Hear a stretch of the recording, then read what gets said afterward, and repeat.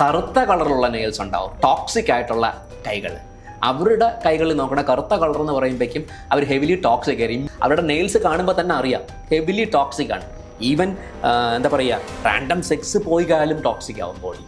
Headline വളഞ്ഞ് തിരിഞ്ഞ് ഈ ചന്ദ്രമടലോട്ട് ഇറങ്ങാറുണ്ട്. ആത്മഹത്യാ പ്രവണതയുള്ള കയ്യിലാണ് അങ്ങനെ കാണുന്നത്. ഇന്നത്തെ കാലത്ത് ഈ സൂയിസൈഡ് വളരെ കൂടുതലാണ്. Because it doesn't have A control on their mind. അപ്പം ഈ ഹെഡ്ലൈൻ എന്ന് പറഞ്ഞാൽ ബുദ്ധിയുടെ ഉപയോഗമാണ്. ബുദ്ധി വളഞ്ഞു തിരിഞ്ഞ് ഇമോഷണൽ ലൈനായ ഇതിലോട്ട് ഇറങ്ങും. ഇനി നേരെ മറിച്ച് ഈ ലൈന് നേരെ മേളിലോട്ട് കയറി ഹാർട്ട് ലൈനെ ടച്ച് ചെയ്യണമെങ്കിൽ കൊലപാതകം ചെയ്യുവന്മാര്, അവൾമാരായാലും. അങ്ങനെ ലേഖകളുള്ളവരെ സൂക്ഷിക്കണം. അങ്ങനെയുള്ള ലൈന് ഉള്ളവരെ സൂക്ഷിക്കുക എന്ന് പറയുമ്പോൾ നമുക്ക് അതൊക്കെ ഇൻഡിക്കേഷൻസ് ആണ്. ആക്രമണ ഉത്സുകത കാണിക്കുന്നവരാണ്. അവരുടെ ബുദ്ധി എങ്ങനെ യൂസ് ചെയ്യണമെന്ന് അവർക്കറിയില്ല. ഒന്നുകിൽ സ്വയം മരിക്കുക അല്ലെങ്കിൽ മറ്റവരെ കൊല്ലുക. ഇങ്ങനെ ഇതൊക്കെ അപൂർവം കൈകളിൽ വരുന്ന കാര്യമാണ്. കാരണം സെക്ഷൽ ലൈഫ് ഓക്കെ അല്ല എന്നുണ്ടെങ്കിൽ അത് വലിയ രീതിയിലുള്ള പ്രശ്നങ്ങളിലേക്ക് മാറാനുള്ളതാണ്. ഡൈവേഴ്സിലോട്ടോ പിന്നീട് അങ്ങോട്ട് വലിയ വലിയ പ്രശ്നങ്ങളോട്ടോ പോകാനുള്ളൊരു കാരണം ഈ മസ്കുലിയൻ ഫെമിലിയൻ എനർജിയുടെ ഇംബാലൻസ്ഡ് ആണ്, സ്ട്രെസ്സാണ്. അപ്പോൾ അവരുടെ കൈകളിൽ പിന്നെ അതുപോലെ തന്നെ വൈറ്റ് സ്പോട്ട് വരുന്നത് ഏറ്റവും കൂടുതൽ ഇപ്പോഴത്തെ കൈകളിൽ ഞാൻ കാണുന്ന ഒരു മേജറായിട്ടുള്ള ഒരു ഇതാന്ന് പറയുന്ന ആണ് അസിഡിറ്റി. ഈ തുറന്ന സംസാരവും ടൈമും വരുമ്പോൾ മൂന്നാമത് വരുന്ന ട്രസ്റ്റ് അവിടെ ഫോം ചെയ്ത് കഴിഞ്ഞു. അത് കഴിഞ്ഞ് ടച്ചിലോട്ട് പോകാവുള്ളതാണ്. അപ്പോൾ ഈ നേരെ ടച്ചിലേക്കാണ് പോകുന്നത്. എല്ലാവരും അതിലോട്ട് പോകുന്ന ആക്രമണ ഉത്സുകത. ഈ പുരുഷന് പൂർണ്ണമായിട്ട് അഗ്നിയുമായിട്ടും സ്ത്രീയെ വാട്ടറുമായിട്ടാണ് പറയുന്നത്. അഗ്നി കത്തി, സ്പോണ്ടേനിയസ് ആയിട്ട് അഗ്നി കത്തി. വെള്ളം അപ്പോഴും തണുപ്പ് തന്നെയാണ്. ഈ വെള്ളം ചൂടാവാൻ 20 മിനിറ്റ് വേണ്ടി വരും. ഓൺ ദ സ്പോട്ട് നമ്മൾ ഗ്യാസ് ഓഫ് ചെയ്തു.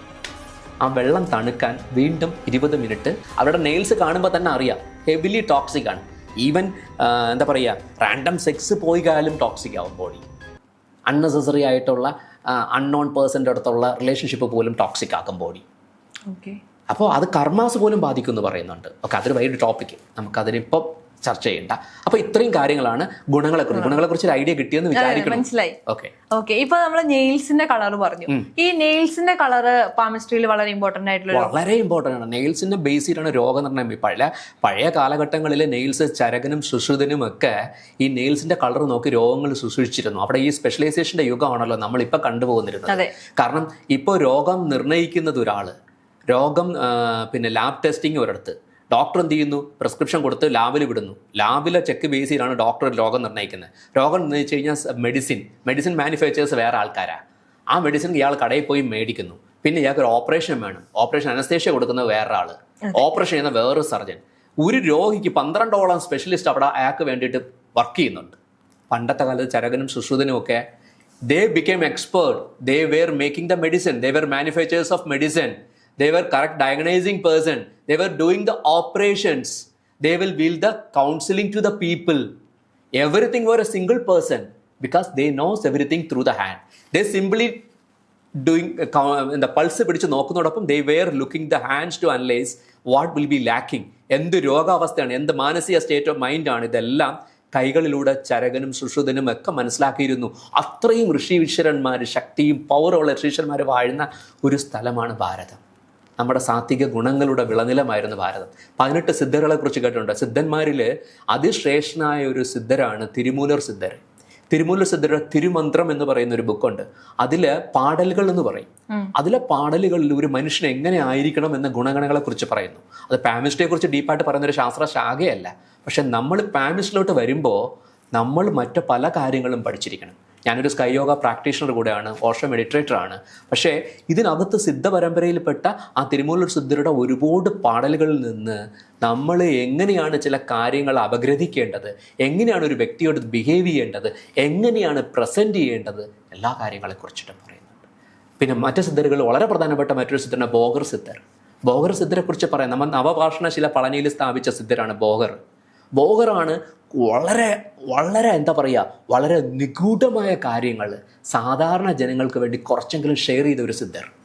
അപ്പം അവിടെ നിന്ന് കിട്ടിയുന്ന കുറേ പോയിന്റ്സുകൾ ഇതെല്ലാം കൂടെ എക്സ്ട്രാക്ട് ചെയ്തിട്ട് നമ്മളാൽ അറിയുന്ന രീതിയിൽ നമ്മളവിടെ കൊടുക്കുക. അവിടെയും ഞാനെന്ന ബോധം ഇല്ലാതാകണം. Self praising is worse than suicide എന്നുള്ള വാക്ക് എപ്പോഴും മനസ്സിൽ ഉൾക്കൊണ്ടായിരിക്കണം നമ്മൾ മറ്റുള്ളവരടുത്ത് സംസാരിക്കാൻ. നമ്മളുടെ പോലെ തന്നെ മറ്റുള്ളവരെ കാണുക എന്ന രീതിയിൽ ചെയ്യുമ്പോൾ നമുക്ക് ഇവരുടെയൊക്കെ ഗുരുക്കന്മാരുടെയൊക്കെ ബ്ലെസ്സിങ്ങോട് കൂടെ നമുക്കിത് ചെയ്യാൻ പറ്റും. ഓക്കെ, ഇപ്പൊ ഞാൻ പറയട്ടെ, നമ്മൾ നെയിൽസിന്റെ കളേഴ്സിനെ കുറിച്ചിട്ടാണ് സംസാരിച്ചുകൊണ്ടിരുന്നത്. ഇതിലിപ്പോ പിങ്കിഷ് ആയിട്ടുള്ള നെയിൽസ് ഉണ്ടെന്ന് പറഞ്ഞു. വേറെ ഏത് കളേഴ്സിലാണ് നെയിൽസ്? പിങ്കിഷ് കളർ എന്ന് പറഞ്ഞാൽ ആൾമോസ്റ്റ് ഒരു ബേസിക്കലി ഹെൽത്തി സയൻസ് എന്നാണ്. ഈ ഒരു വൈറ്റിഷ് ടിൻ്റുള്ള നെയിൽസ് ഉണ്ട്, അവിടെ അവരുടെ RBC കൗണ്ട് വളരെ കുറവായിരിക്കും, അവരുടെ ചുവപ്പ് രക്താണുക്കൾ കുറവായിരിക്കും, അവരുടെ ബ്ലഡ് സർക്കുലേഷൻ വളരെ ഇതായിരിക്കും. പിന്നെ കറുത്ത കളറുള്ള നെയിൽസ് ഉണ്ടാവും, ടോക്സിക് ആയിട്ടുള്ള കൈകൾ. അവരുടെ കൈകളിൽ നോക്കണ കറുത്ത കളർ എന്ന് പറയുമ്പോഴേക്കും അവർ ഹെവിലി ടോക്സിക് ആയിരിക്കും, ഇമ്പീരിയർ ബ്ലഡാണ് അവരിൽ കാണിക്കുന്നത്. അവരിൽ ചിലപ്പോൾ വിഷാംശങ്ങൾ ഉള്ളിൽ പോയിട്ടുണ്ടാവാം.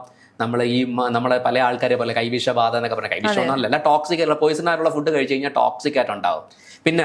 പിന്നെ അതോടൊപ്പം തന്നെ നമുക്ക് ഏറ്റവും കൂടുതൽ ഇപ്പോഴത്തെ കൈകളിൽ ഞാൻ കാണുന്ന ഒരു മേജറായിട്ടുള്ള ഒരു ഇതാന്ന് പറയുന്ന ആണ് അസിഡിറ്റി. ഈ അസിഡിറ്റി എന്ന് പറയുന്ന ഒരു സാധനം എന്ന് പറയുന്നത് അവരുടെ രോഗപ്രതിരോധ ശേഷി ഇല്ലാതാക്കും. അസിഡിക് ബോഡി അൽക്കലൈൻ ആക്കി മാറ്റുക. അസിഡിക് ആണെങ്കിൽ അസിഡിക് ആകാനുള്ള മെയിൻ റീസൺ സ്ട്രെസ്സാണ്. അപ്പോൾ അവരുടെ കൈകളിൽ പിന്നെ അതുപോലെ തന്നെ വൈറ്റ് സ്പോട്ട് വരുന്നത്, പിന്നെ കയ്യിൽ മിസ്സിങ് ഓഫ് ഹാഫ് മൂൺ, അത് അവരുടെ ഹോർമോണൽ ഇൻബാലൻസിനെ കാണിക്കുകയാണ്. എസ്പെഷ്യലി ലേഡീസിലാണെങ്കിൽ തൈറോയിഡിൻ്റെ ഫംഗ്ഷനാലിറ്റി, തൈറോയിഡ് ഉണ്ടാകുന്നവരടുത്തൊക്കെ ഹാഫ് മൂൺ ഉണ്ടാകത്തില്ല അവരുടെ കയ്യിൽ. ഒക്കെ നിഗൂഢമായ കാര്യങ്ങളാണ്. അപ്പം അവർക്ക് അവരുടെ മെറ്റാബോളിസം, ഹാഫ് മൂൺ എന്ന് പറയുന്നത് ഈ വെള്ള കളറാണ്. കൈയുടെ എൻഡിൽ കാണുന്ന ചെറിയ ലൂണ വളയം എന്ന് പറയും. താങ്കളുടെ കയ്യിലുണ്ട്, താങ്കളുടെ ഹോർമോൺ ബാലൻസ്ഡ് ആണ്, മനസ്സിലായോ? അപ്പോൾ താങ്കൾ അത്യധികം നെഗറ്റിവിറ്റിയിലോട്ട് ഒന്നുമല്ല, താങ്കളൊരു പോസിറ്റീവ് ആയിട്ടുള്ളൊരു പേഴ്സൺ ആണെന്നുള്ളത് നമുക്കൊരു ഇൻഡിക്കേഷനാണ്. പിന്നെ താങ്കളുടെ കൈയുടെ നെയിൽസിൻ്റെ കളർ ഒരു കയ്യിൽ ഇത് പിന്നെ എന്താ പറയുക നെയിൽ പോളിഷ് ഉണ്ടെങ്കിൽ മറ്റേ കൈകൾ കാണാൻ പറ്റുന്നത് കൊണ്ട് അതൊരു ലൈറ്റ് പിങ്കിഷ് കളറാണ്. ആവശ്യത്തിനുള്ള ഹാഫ് മൂണിൻ്റെ പ്രസൻറ്റേഷൻ ഉണ്ട്, വേറെ ടോക്സിക് ആയിട്ടുള്ള ഒരു സൈനും കാണിക്കുന്നില്ല. ആൾമോസ്റ്റ് ഇപ്പോഴത്തെ സ്റ്റേറ്റിൽ, ഞാൻ കൈ കാണുന്ന സ്റ്റേജിൽ താങ്കൾ ആൾമോസ്റ്റ് ഹെൽത്തിയാണ്. പിന്നെ മാനസികപരമായിട്ട് ചെറിയ ഇംബാലൻസിൻ്റെ കൈകളിൽ കാണിക്കുകയാണ്. അത് നമ്മൾ ഹെഡ്ലൈൻ ബേസ് ചെയ്തിട്ടാണ് പറയുന്നത്. അപ്പോൾ ഈ മാനസികപരമായ പ്രശ്നങ്ങളെ കുറിച്ചിട്ട് നമ്മൾ ഹെഡ്ലൈൻ ബേസ് ചെയ്ത് പറയാമെന്ന് ഞാൻ പറഞ്ഞിരുന്നു നേരത്തെ. അതിനെക്കുറിച്ചിട്ട് 2 വാക്കുകളോടെ പറഞ്ഞേക്കാം ഞാൻ. നമ്മുടെ ഹെഡ്ലൈൻ എന്ന് പറയുന്നത് നമ്മുടെ പിന്നെ സൈക്കോളജിക്കലായിട്ട് നമ്മൾ എന്താ പറയുക, മാനസിക പ്രശ്നമുള്ള ചില ആൾക്കാരുടെ ഹെഡ്ലൈൻ വളഞ്ഞു തിരിഞ്ഞ് ഈ ചന്ദ്രമണ്ഡലോട്ട് ഇറങ്ങാറുണ്ട്. ആത്മഹത്യാ പ്രവണതയുള്ള കയ്യിലാണ് അങ്ങനെ കാണിക്കുന്നത്. ഇന്നത്തെ കാലത്ത് ഈ സൂയിസൈഡ് വളരെ കൂടുതലാണ്. Because it doesn't have A control on their mind. അപ്പം ഈ ഹെഡ്ലൈൻ എന്ന് പറഞ്ഞാൽ ബുദ്ധിയുടെ ഉപയോഗമാണ്. ബുദ്ധി വളം തിരിഞ്ഞ് ഇമോഷണൽ ലൈനായ ഇതിലോട്ട് ഇറങ്ങും. ഇനി നേരെ മറിച്ച് ഈ ലൈന് നേരെ മേളിലോട്ട് കയറി ഹാർട്ട് ലൈനെ ടച്ച് ചെയ്യണമെങ്കിൽ കൊലപാതകം ചെയ്യുമന്മാര്, അവൾമാരായാലും. അങ്ങനെ ലേഖകളുള്ളവരെ സൂക്ഷിക്കണം. അങ്ങനെയുള്ള ലൈന് ഉള്ളവരെ സൂക്ഷിക്കുക എന്ന് പറയുമ്പോൾ നമുക്ക് അതൊക്കെ ഇൻഡിക്കേഷൻസ് ആണ്. ആക്രമണ ഉത്സുകത കാണിക്കുന്നവരാണ്. അവരുടെ ബുദ്ധി എങ്ങനെ യൂസ് ചെയ്യണമെന്ന് അവർക്കറിയില്ല. ഒന്നുകിൽ സ്വയം മരിക്കുക, അല്ലെങ്കിൽ മറ്റവരെ കൊല്ലുക. ഇങ്ങനെ ഇതൊക്കെ അപൂർവം കൈകളിൽ വരുന്ന കാര്യമാണ്. ഇപ്പോൾ ഹെഡ്ലൈനിൻ്റെ മനസ്സിൻ്റെ ഒരു വ്യാപനത്തെക്കുറിച്ച് പറഞ്ഞാൽ സൈക്കോളജിയും ഇതുമായിട്ട് വളരെ ബന്ധപ്പെട്ട് കിടക്കുകയാണ്. നമുക്ക് ഇവരുടെ അടുത്ത് നമ്മുടെ ഒരു സംസാര രീതി കൊണ്ട് തന്നെ പല ആൾക്കാരെയും നമുക്ക് എല്ലാ ആൾക്കാർക്കും വേണ്ടതെന്ന് അറിയാം. നല്ലൊരു ലിസണറെ കിട്ടിയപ്പോൾ ലോകത്തുള്ള പകുതി പ്രശ്നത്തിൽ കൂടുതൽ പ്രശ്നങ്ങൾ തന്നെ പരിഹരിക്കപ്പെടും. ഇപ്പോൾ ഞാൻ ചില ക്ലയൻസിനോട് അവരുടെ ചില പ്രശ്നങ്ങൾ ഇപ്പോൾ ഞാൻ ഇങ്ങനെ കേട്ടിരിക്കും. അവർ ചിലപ്പോൾ ഞാനിത് നോർമൽ കൺസൾട്ടേഷൻ ഒരു 1 hour ഒക്കെ ആണെങ്കിൽ പോലും ചിലയിടത്ത് ഞാൻ 2 മണിക്കൂർ 3 മണിക്കൂറൊക്കെ എടുക്കുന്ന കേസസ് ഉണ്ട്. അവിടെ അവർക്ക് അത്രയും പോസിറ്റിവിറ്റി അവരിലുണ്ട്, അവരുടെ ഡെസ്റ്റിനിയിൽ അത്രയും ഉള്ള ചാൻസസ് ഉണ്ട്. പക്ഷെ അവർ അതിലൊന്നും എത്തിയിട്ടില്ലാത്തൊരു അവസ്ഥാവിശേഷം വരുമ്പോൾ അങ്ങനെ ഒരു ചാൻസിന് ഞാൻ ചാൻസസ് കൊടുത്ത് ചെയ്ത് ക്ലിയർ ചെയ്യാനുള്ള ചാൻസസ് വർക്കൗട്ട് ആകുന്നതുകൊണ്ടാണ്. അവിടെ നമ്മളിൽ നല്ല പേഷ്യൻസ് വേണം. ഫസ്റ്റ് ഞാനൊരു മെഡിറ്റേറ്റർ ആണെങ്കിൽ മാത്രമേ എനിക്ക് ആ ഒരു ലെവലിൽ നിന്ന് ചെയ്യാൻ പറ്റൂ. ചില ആൾക്കാരിലെന്ന് അറിയോ, അവർ നല്ല കമ്മ്യൂണിക്കേറ്റർ ആയിരിക്കും, പക്ഷെ അവർക്ക് ഇമോഷണൽ കമ്മ്യൂണിക്കേഷൻ മറ്റൊരാളിൽ കൊടുക്കാൻ പറ്റത്തില്ല. അത് വലിയ ഡേഞ്ചർ സ്റ്റേറ്റാണ്. അവരാണ് ഫാമിലി ലൈഫിൽ ഫെയിലിയർ ആകുന്നവർ. ഇമോഷണൽ കമ്മ്യൂണിക്കേഷൻ എന്ന് പറഞ്ഞാൽ പെട്ടെന്ന് മനസ്സിലാക്കാൻ ഞാൻ പറഞ്ഞുതരാം. നമ്മുടെ ഗോഡ് ഫാദർ എന്ന് പറയുന്ന സിനിമയിൽ ജഗദീഷ്, അതൊരു പൊട്ടനായിട്ടുള്ള ക്യാരക്ടറായ ജഗദീഷിനോട് ഇന്നസെന്റ് ചോദിക്കുന്നുണ്ട്, നീ എന്തിനാ പഠിക്കുന്നേ? ഇന്നസെന്റ് പറയും LLB സെക്കൻഡ് ഇയർ. അപ്പോൾ ഇന്നസെന്റ് ടോൺ മാറ്റിയിട്ട് ചോദിക്കും, അതല്ല ചോദിച്ചേ, എന്തിനാ പഠിക്കണേന്ന്. അപ്പോൾ ഇവിടെ സംഭവിക്കുന്നത് എന്താണ്, അതൊരു ആക്ഷൻ സീക്വൻസ് രംഗത്തിൽ ഈ പൊട്ടനായ ജഗദീഷിന് മനസ്സിലാകുന്നില്ല ഇയാൾ എന്നെ ആക്കിയാണ് ചോദിക്കുന്നതെന്ന്. ഓക്കെ, അവിടെ അയാൾ വേറൊരു ആൻസർ കൊടുക്കുന്നു. പക്ഷെ പൊട്ടനോടാണ് ചോദിക്കുന്നത്, അതുകൊണ്ട് ഞാൻ എൻ്റെ മോഡുലേഷൻ മാറ്റണമെന്ന് ഇന്നസെന്റിനും മനസ്സിലാകുന്നില്ല. അവിടെ അയാൾ രണ്ടാമത് കറക്റ്റ് ചെയ്യുന്നു. ഇതാണ് ഇമോഷണൽ കമ്മ്യൂണിക്കേഷനിൽ വരുന്നത്. പല ആൾക്കാർക്കും ലൈഫിൽ, ഫാമിലി ലൈഫിൽ ഉൾപ്പെടെ പലയിടത്തും ഫെയിലിയർ വരുന്നത് ഇമോഷണൽ കമ്മ്യൂണിക്കേഷൻ അവർക്ക് നടത്താൻ പറ്റുന്നില്ല. അവർക്ക് A+B² എന്നൊക്കെ പറഞ്ഞിട്ട് വലിയ വലിയ കാര്യങ്ങൾ ഒരുപാട് ആൾക്കാർക്ക് പഠിപ്പിച്ചു കൊടുക്കാൻ പറ്റും. അവർ പ്രൊഫഷണലി വെരി ഹൈ ആയിരിക്കും.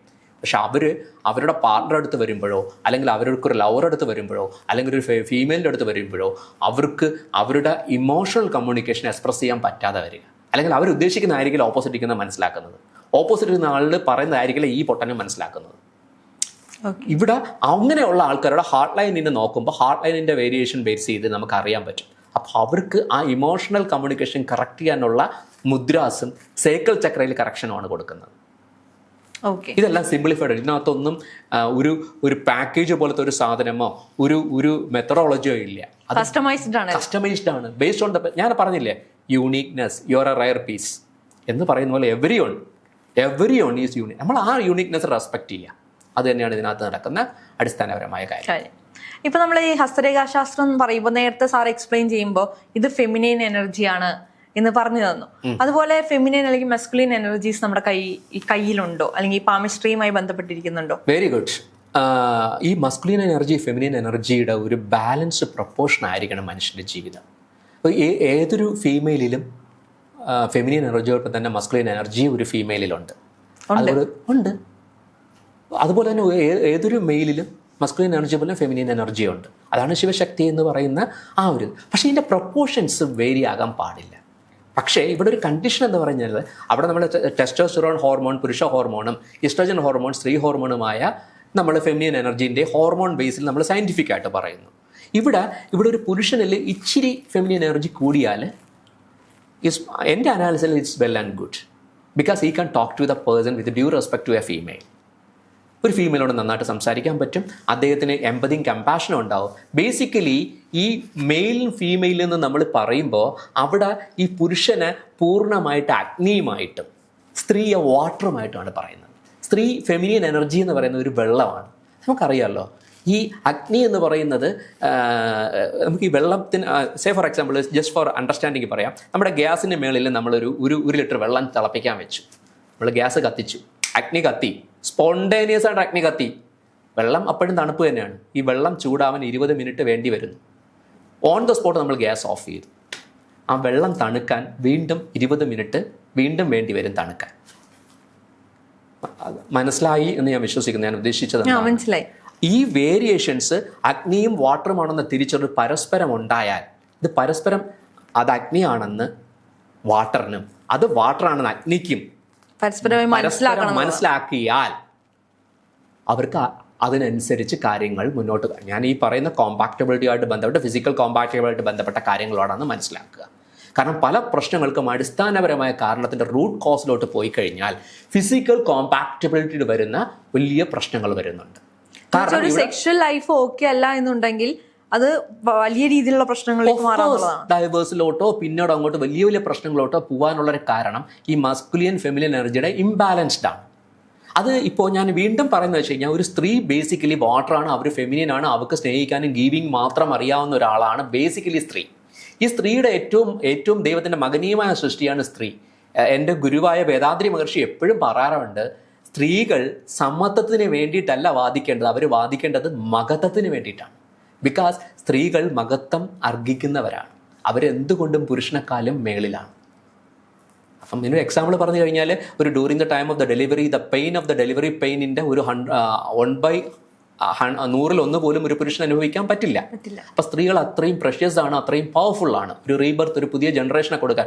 അദ്ദേഹം വേറൊരു ഡയലോഗുണ്ട്, ഭൂമിയിൽ 2 കാറ്റഗറി ഉണ്ട്, സ്ത്രീകളും അവർ പ്രസവിച്ച മക്കളും. എന്ത് മനോഹരമായ സ്റ്റേറ്റ്മെന്റ് നോക്കൂ. ലോകത്ത് 2 കാറ്റഗറി ഉള്ളൂ, സ്ത്രീകളും അവർ പ്രസവിച്ച മക്കൾ. ശരിയാണ്. ഇത്ര മനോഹരമായ ഒരു സ്റ്റേറ്റ്മെന്റ്. അപ്പോൾ ഒരു സ്ത്രീ ആർക്ക് വേണമെങ്കിലും അമ്മ എന്ന് വിളിക്കാം അല്ലേ? ഒരു വ്യക്തിക്ക് ആ കുട്ടിയുടെ മകനോ മകൾക്കോ മാത്രമല്ല അച്ഛാന്ന് വിളിക്കാൻ പറ്റൂ. അപ്പം ആ സ്ത്രീക്ക് അത്രയും ഒരു ജനറൽ കോൺസെപ്റ്റ് ഉണ്ട്, അവൾ മഗത്വം അർഹിക്കുന്നവളാണ്. ഇതറിയാത്ത സ്റ്റുപ്പിഡായിട്ടുള്ള ചില ലേഡീസാണ് എന്തെന്ന് വിളിക്കുന്നത്, അവരെ ഫെമിനിസ്റ്റ് എന്ന് വിളിക്കാം. അവിടെ ആ ഫെമിനിസ്റ്റ് ചിന്താഗതിയിൽ അവർക്ക് വരുന്ന നെഗറ്റീവ് എന്നാണെന്നറിയോ? They want to be like a male. അവർ മെയിലിനെ പോലെ ആകാൻ ശ്രമിക്കുന്നതാണ് അവർ തെറ്റ്. അവരുടെ മഗത്വം തിരിച്ചറിഞ്ഞുകൊണ്ട് ആ മഗത്വത്തിനെ പരിപോഷിക്കാൻ ശ്രമിച്ചു കഴിഞ്ഞാലാണ് അവളുടെ ചൈതന്യം, അവളുടെ കപ്പാസിറ്റിയെ കുറിച്ച് അവർ മനസ്സിലാക്കുന്നത്. ഇവിടെ പലരും ചെയ്യുന്ന എന്താണ്, ഇപ്പോൾ as I am an advocate, പല കേസസും ഫാമിലി കോഡ് നോക്കി കഴിഞ്ഞാൽ മാക്സിമം ഓഫ് ദ കേസസിൽ പലതും ഫാബ്രിക്കേറ്റഡ് ആണ്. ബിക്കോസ് ഷീ ഈസ് യൂസിങ് ആ ഫെമിനിയൻ എനർജിയുടെ കമ്പതി കമ്പാഷൻ കൊണ്ട് ചെയ്യേണ്ട പല കാര്യങ്ങളും ഒരു നെഗറ്റീവായിട്ട് അവർക്ക് കിട്ടുന്ന പ്രിവിലേജ് അവർ മറ്റൊരു വെപ്പനായിട്ട് യൂസ് ചെയ്യുന്ന ഒരു സിറ്റുവേഷനിലോട്ട് പോകുന്നത് അവരുടെ ഫെമിനിയൻ എനർജി മാറി ഈ സ്ത്രീയിൽ മസ്കുലിൻ എനർജി കൂടുന്നതിൻ്റെ ഏറ്റവും വലിയ നെഗറ്റീവ് സൈഡാണ്. ഒരു സ്ത്രീയിൽ മസ്കുലിൻ എനർജി കൂടിപ്പോയാൽ that's a dangerous zone, dangerous സിറ്റുവേഷനാണ്.